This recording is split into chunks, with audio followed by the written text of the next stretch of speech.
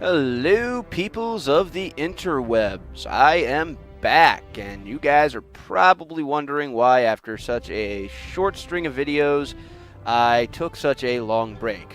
Um, well, I am not dead, I can safely say that, nor is my channel.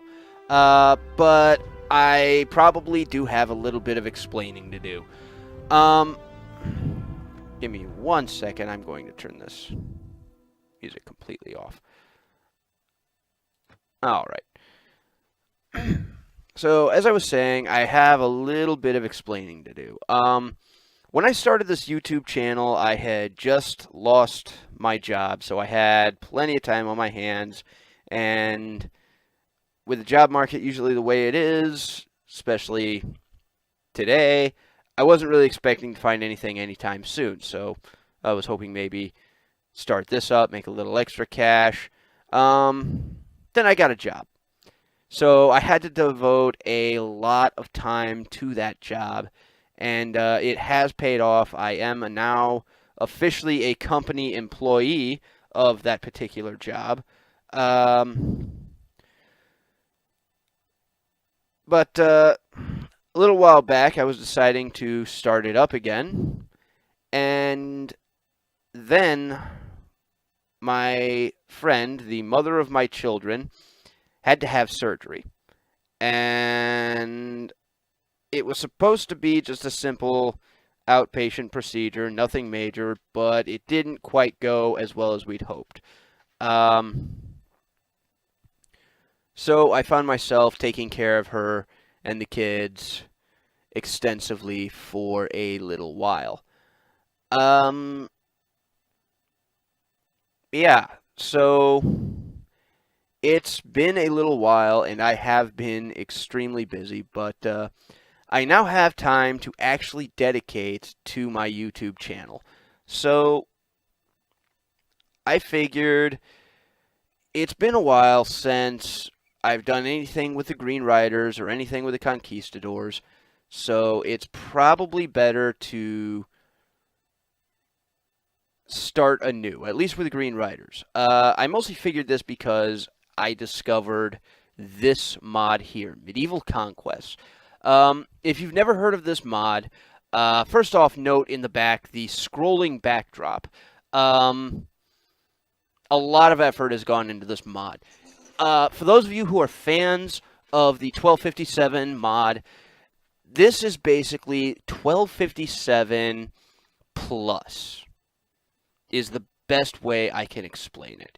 It is everything that 1257 is, but it adds a whole lot of new content and only took away a couple of things. The one thing I really miss is the Formations AI mod, and I have no idea how to install it on this mod. So if any of the viewers out there have any idea how to install Formations AI, please let me know so that I can get it properly installed. But I'm here right now at the front page of Medieval Conquest because I wanted to show you guys from the beginning how cool this mod really is.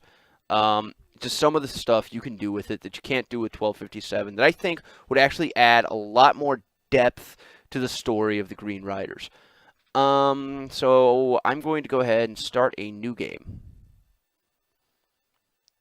And I'm going to watch as my frame rate drops while it loads the thing.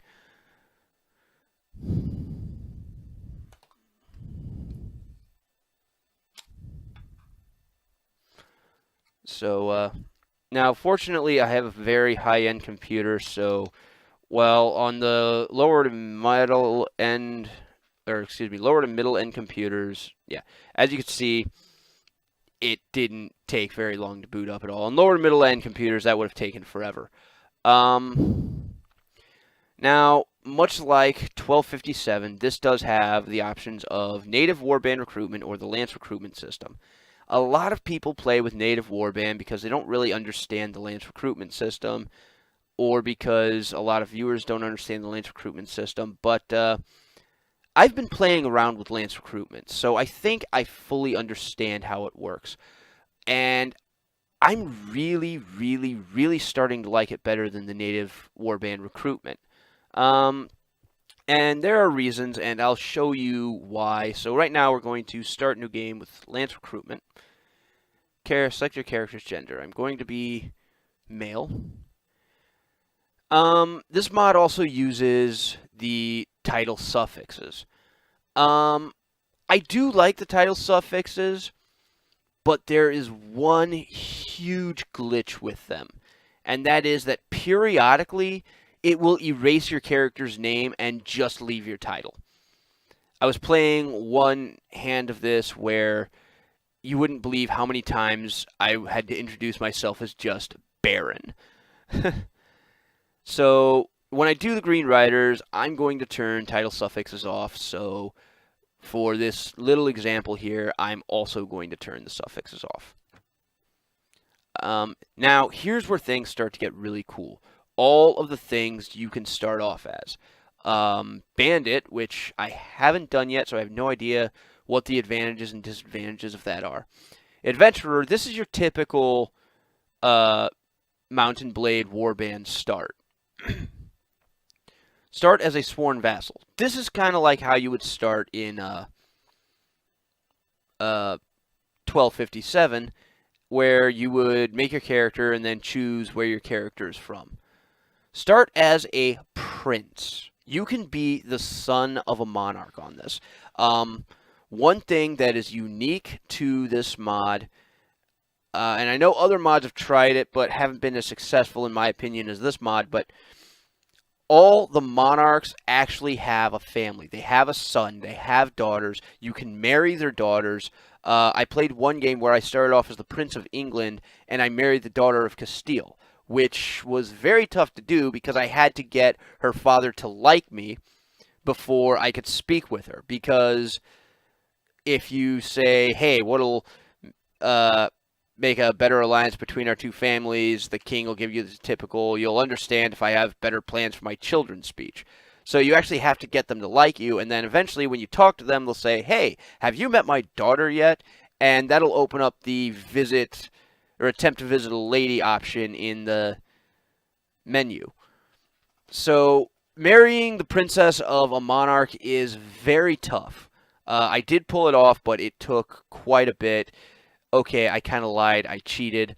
I just made him like me through the cheat code system. But still, if you play it on regular mode without cheating, it is definitely very tough to do. Definitely would take you a long while. You can also start off as a monarch. So if I wanted to, I could start off as the King of England or the King of France. The only problem with starting off as a monarch is you don't start off as the actual monarch. You create your character as usual, and they become the usurper monarch. Basically a backstory of the king was doing crap that you didn't really care for, so you took his throne. And the downside is half of the lords will support you. The other half will not. And the reason why Lord support is very important in this mod, is more so important in this mod than I've seen it in any other mod. I'll get to that a little bit later, but fun stuff can happen if Lords start to not support the king. So right now for this, I'm going to just start as a sworn vassal of... I'll make things...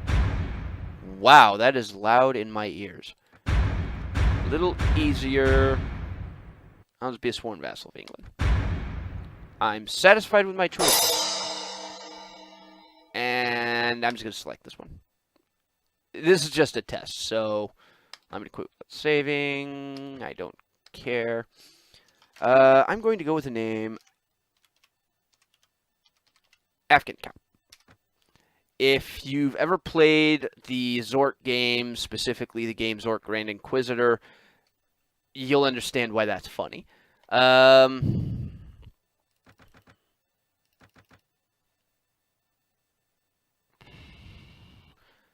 Just going to... I'm going to finish making Afghan Cop, and then I will cut right back. Okay, so here I am outside of Lincoln, which the game gave to me by default. I am Baron Afghankop. Yeah, this is the stuff that it gave me by default since I'm already a Baron. I don't know why it always puts that there.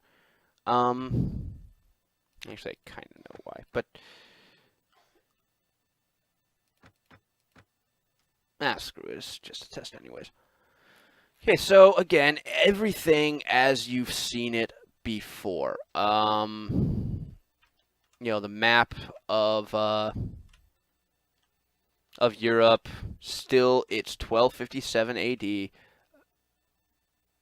The Empire in Nicaea has been renamed the Byzantine Empire.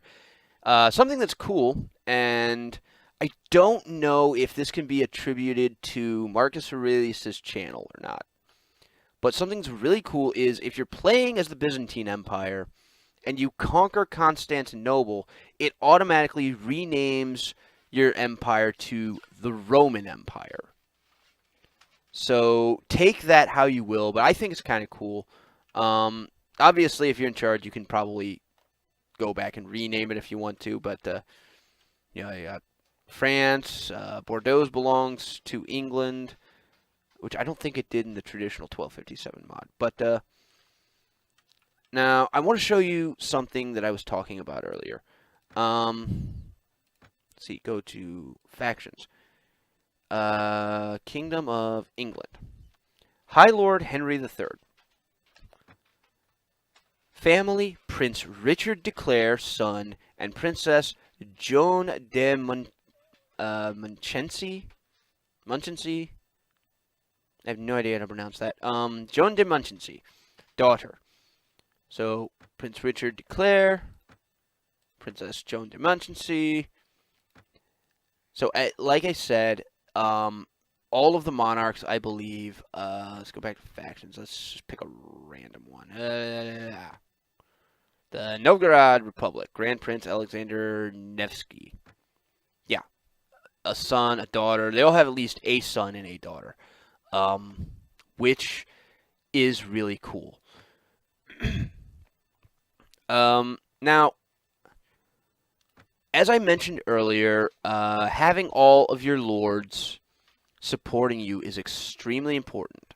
Like I said, you see the map, you see everything there, but what you don't see are the hidden factions.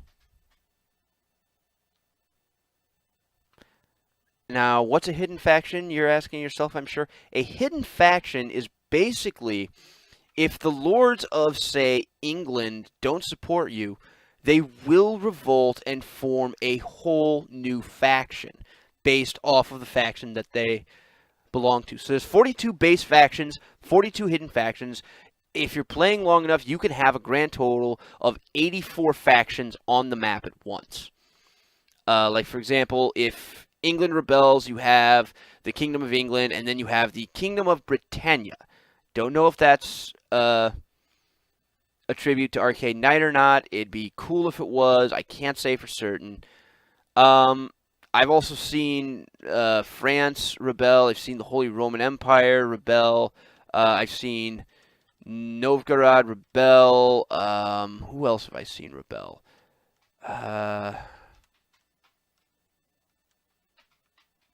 Honestly, all I can think of at the moment. But yeah, so you can have full-blown rebellions and new factions pop up. And again, that kind of dynamic system, I think, is a lot more playable than it is in traditional 1257. So there are still a few problems that I will have to work out. Biggest problem I found is a small glitch. I don't think they did it on purpose, but I want to show you guys something. The Gaelic Kingdoms. Now, when I play as Daniel Shane, by the way, when he becomes the King of Ireland, I have his full name. Daniel Shane's full name will be Ardri Daniel Dena Machfinnigan Machshannon de Eileen. If you speak Gaelic, then you'll know two things. A, you'll know what his name means. B, you'll know that I do not speak Gaelic at all. So, anyways, as I was saying, with Daniel Shane, I always have him marry Finnegan McCarthy's daughter, Yseult. So, when I went to go marry her in my test run of forming an Irish kingdom, I was surprised to find that his daughter is Mistress Freya. I thought, okay, maybe they just renamed it. So I went to go find her, only to find out that she is a vassal of Hakon Hakonarsson of the Kingdom of Norway.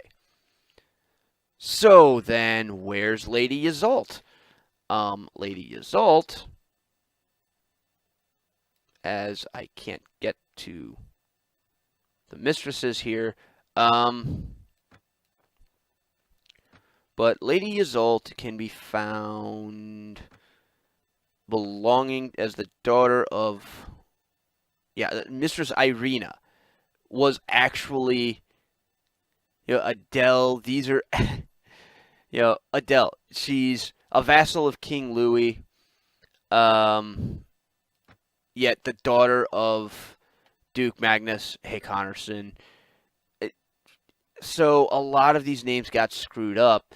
So one of the things I'm going to have to do is, at the very least, bring Lady Yseult back to Ireland. And I already have an idea on how I'm going to do that. So I do have a little bit of prep work to go into. Another thing is, if you go to Import Export NPCs, you should be able to click on one of these guys, hit the C key, as I'm doing right now, and it's supposed to view export import character, but it's not doing anything, and that's kind of annoying. It's going to make it kind of hard to edit the base stats of the Green Riders. So, and if I go to change keybinds, there's nothing here attached to the C key, so false, disable all, default, yeah, nothing there.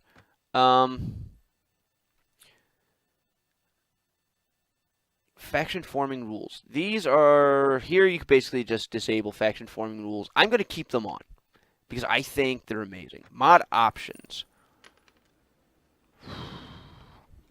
These are your typical mod options. We've all seen these before. Go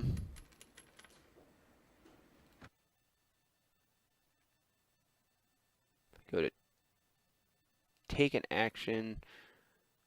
Go to political options. Change my party's name, modify faction colors, modify political options, which this will set what titles each person uses.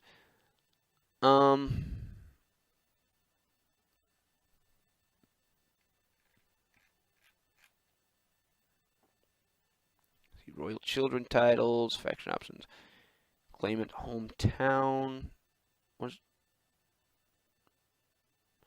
Toggle to give claimant their hometowns, e.g. Lady Yseult if Suno gets Suno when the rebellion starts. That's kind of cool, but no. Or toggle to allow civil war within factions. This I'm definitely going to be turning on when I play. Faction restore. I'm also going to be turning on because I think it would be cool for factions to be able to bring themselves back. Dynamic king titles.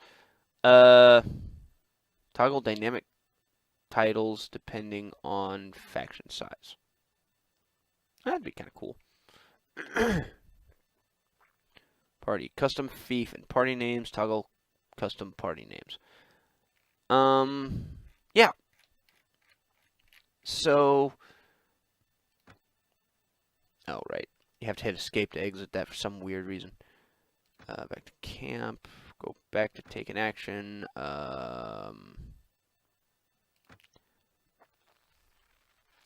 And this is also kind of cool. You can auto upgrade your troops if you don't want to go through and I never use it though. See. Now, Lance Forces, I think I'll explain a little bit more when I actually play the Green Riders mod. So, you'll have to wait on the description of that, but I'm definitely going to be playing with them on. Troop rebalancing options.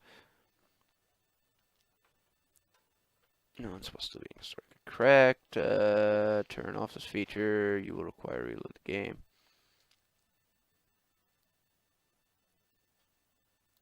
Right. I'm going to leave those on as well. Now, another really cool thing that I want to show you guys. It's going to take a little bit of time to do it, so you'll have to give me just a few minutes, and once I get the last cool thing I want to show you set up.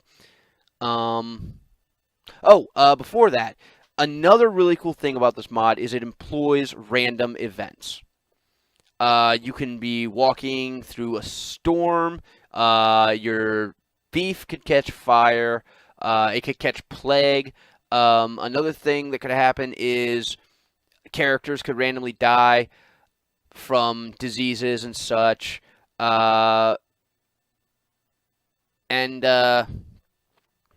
it's really cool, really dynamic. It adds a lot more of a dynamic flair to the game, and I really, really like that concept for the Green Riders. So this is why I'm thinking of rebooting the series using this mod. Overall, I think, though, I'm going to leave it up to you guys. If you guys, I'm still going to leave the original Green Rider videos up if you want to watch them and see how they work out. Another reason why I think it'd be great to reboot the mod is I have much better sound system now than I did at the beginning, and I have a much better video editing software than I did before. So everything's going to come in a lot clearer. It's going to look a lot better. It's going to make a lot more sense. But yeah, if you guys will just give me a little bit of time, there's something I want to set up that I want to show you guys. I'll be back in a jiffy. Okay, I was hoping to capture the king, but I didn't. But I did at least get Count David ap Gruffudd. And I'm going to go talk to him real quick. David ap Gruffudd.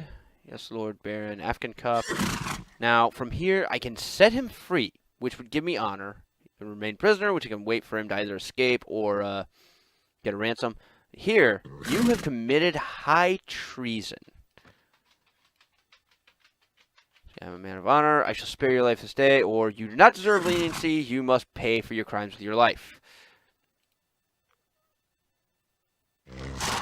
Children. And now I have just executed a baron. You can also execute monarchs, and if you execute the monarch, then next in line becomes the new monarch. So, for example, if we're playing in England and High Lord Henry gets killed, then Prince Richard de Clare becomes High Lord Richard de Clare, and he becomes the new King of England. So if you're playing as the prince and your father gets killed, guess what? You become the next king, which is really, really cool. At least I think it is. So, again, there are a lot of reasons why I would love to do Green Riders in this mod as opposed to 1257. Another reason is because we can then treat 1257 as the realms of other people and go in a direction that not a whole lot of other people have chosen.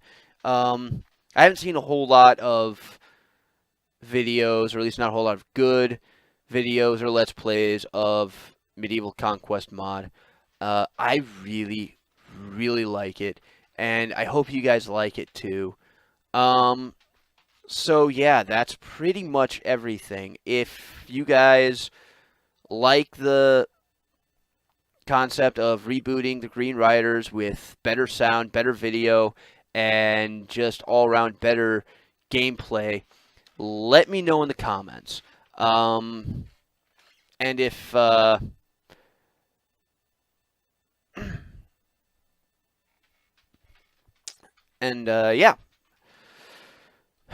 So I guess that shall wrap it up. Hope you guys had as much fun watching as I did playing. I know it was mostly just me talking and you guys looking at a picture of England 90% of the time. But